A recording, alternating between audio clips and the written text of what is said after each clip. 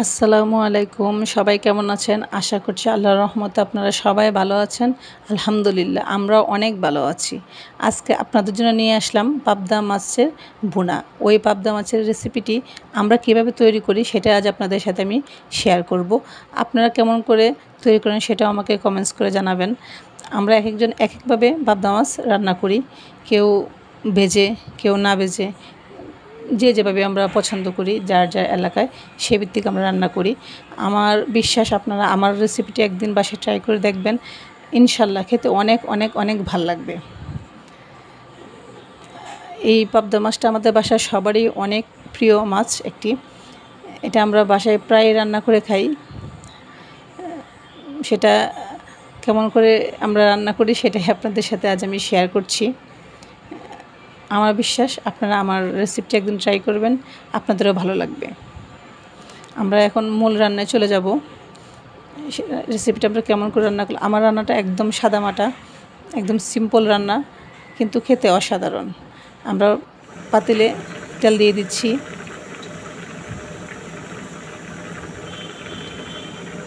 এখন তেল দিয়ে দেওয়ার পরে আমি কিছু পেঁয়াজ কুচি দিয়ে দিব।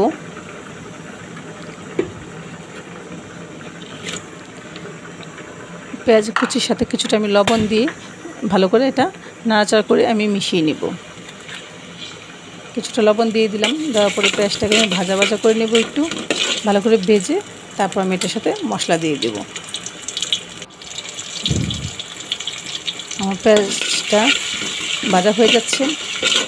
এটা ভাজা হয়ে যাওয়ার পরে আমি এখন হলুদ গুঁড়া, মরিচ গুঁড়া ও ধনিয়া গুঁড়া তিনটা একসাথে আমি এটার মধ্যে দিয়ে দিচ্ছি। তার সাথে কিছুটা পানি দিয়ে দিচ্ছি, না হলে মশলাটা পুড়ে যাবে।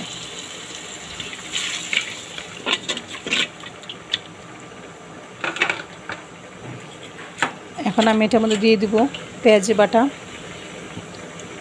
কিছুটা পেঁয়াজ বাটা দিয়ে আমি একটু নাড়াচাড়া করে নিব। পেঁয়াজ বাটা দিয়ে দেওয়ার পর আমি এখন এটার মধ্যে দিয়ে দিব মাছের মশলা। মাছের মশলাটা আমি বাসায় তৈরি করি, সেটাই আমি আজ এখন দিয়ে দিব। মাছের মশলাটা দিয়ে দেওয়ার পরে আমি এটাকে ভালো করে মশলাটা কষিয়ে নেব।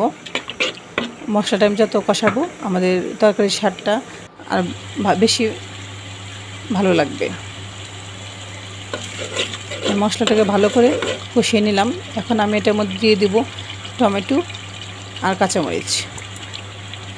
কিছু টমেটো কেটে রেখে দিয়েছিলাম সেটা, আর কাঁচামরিচ কেটে রেখে দিয়েছিলাম, এই দুটাই একসাথে দিয়ে দিলাম। এখন আমি এটার মধ্যে দিয়ে দিব পাবদা মাছ। পাবদা মাছগুলো একদম টাটকা ছিল, দেখতেও অনেক সুন্দর ছিল। মাছটা এখন আমি এটার মধ্যে দিয়ে দিচ্ছি, দিয়ে কিছুটা পানি দিয়ে আমি এটাকে ভালো করে এখন কষিয়ে নেব। আমি বেশি পানি দেব না, অল্প একটু পানি দিব, একদম ভুনা ভুনা হবে তরকারিটা, অল্প সময় লাগবে। দেখতে অনেক সুন্দর লাগছে।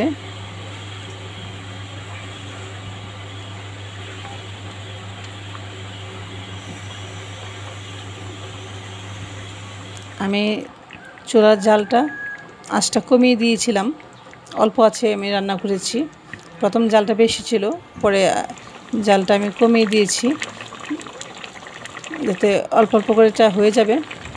কিন্তু খেতে অসাধারণ, মাছটাও ভাঙবে না, একদম আস্তে আস্তে থাকবে, দেখতে অনেক সুন্দর লাগছে।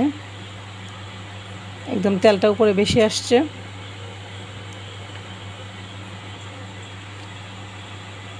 আমি এটা আর অল্প কিছুক্ষণ চুলায় রাখবো, তারপর আমি নামিয়ে ফেলবো।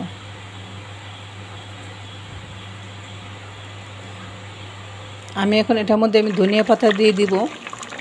তেলটা পুরোপুরি বেশি আসছে, পরে আমি এখন ধনিয়া পাতা দিয়ে দিচ্ছি, দিয়ে চুলাটাকে আমি এখন বন্ধ করে ফেলবো।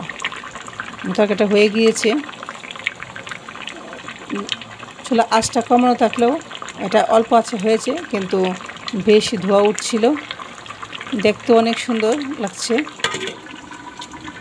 আমার তরকারিটা হয়ে গিয়েছে, আমি চুলাটা বন্ধ করে দিয়েছি। এখন আমি এটাকে পরিবেশন করে আপনাদের সামনে নিয়ে আসব।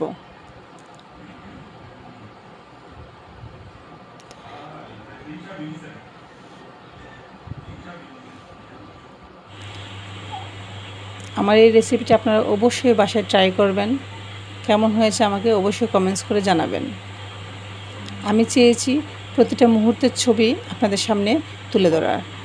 প্রত্যেকটা মুহূর্তে কেমন লেগেছিল মাছটা, কোন মুহূর্তে কেমন হয়েছিল সেটাও আমি আপনাদের সামনে শেয়ার করছি। আমি পরিবেশন করে দিয়েছি মাছটা পরিবেশন করে দেওয়ার পরে আমি আগের প্রতিটা মুহূর্তের ছবি আমি আপনাদের সামনে নিয়ে আসব। আপনারা এই রেসিপিটি বাসায় ট্রাই করবেন, ইনশাল্লাহ আমার মনে হয় ভালো লাগবে। আমার এই পেজটি ফলো করবেন, চ্যানেলটি সাবস্ক্রাইব করবেন, লাইক কমেন্টস ও শেয়ার করে দিবেন। আর যদি আমার এই রেসিপিটি আপনাদের ভালো লেগে থাকে অবশ্যই আমার চ্যানেলটি সাবস্ক্রাইব করবেন, লাইক কমেন্টস ও শেয়ার করে দিবেন। আমার পেজটি ফলো করবেন, আমাকে কমেন্টস করে জানাবেন। ইনশাল্লাহ আপনাদেরও ভালো লাগবে।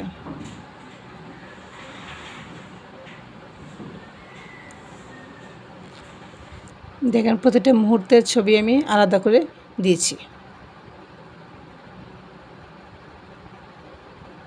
প্রত্যেকটা মুহূর্তের ছবি ছিল অসাধারণ। সবাই ভালো থাকবেন। আল্লাহ হাফেজ। আসসালামু আলাইকুম।